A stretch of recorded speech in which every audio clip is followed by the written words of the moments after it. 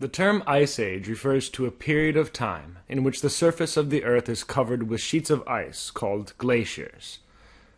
This does not mean that the Earth is one big snowball for an entire ice age. While this happens on occasion, most ice ages are made up of a series of warm and cold spells. In cold periods of glaciation, glaciers extend from poles toward the equator. And in warm periods of interglaciation, the glaciers retreat back to the poles. So while the term Ice Age might bring to mind images of woolly mammoths and saber-toothed tigers, it is important to remember that we are currently in an ice age, and have been for about 2.8 million years. We just happen to be in a period of interglaciation. Ice ages create new challenges for life by significantly altering the environment in which life forms compete. Ice ages lower the world's temperature, making it hard for cold-blooded animals to survive. Ice ages also tend to make the world a drier place by locking up the moisture in ice. This makes it difficult for plants to survive on land. This, in turn, makes it very difficult for land-dwelling animals to find food. Yet these challenges also present new opportunities. Mammals owe their current primacy to ice ages, wiping out much of their competition.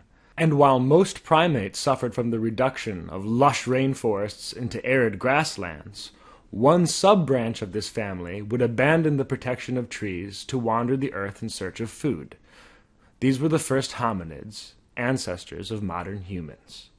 I will spare you the details of our development as a species. What is important for this lecture is that at some point we stopped simply foraging and scavenging and began hunting, because at the time the most reliable sources of food were migratory herds. To keep up with these herds, our ancestors had to be as mobile as the animals they were hunting, so we developed longer legs and an upright form of walking. To outsmart and track those herds, we developed bigger brains. To take down large game, we combined those bigger brains with finer hands and teamwork and started making tools.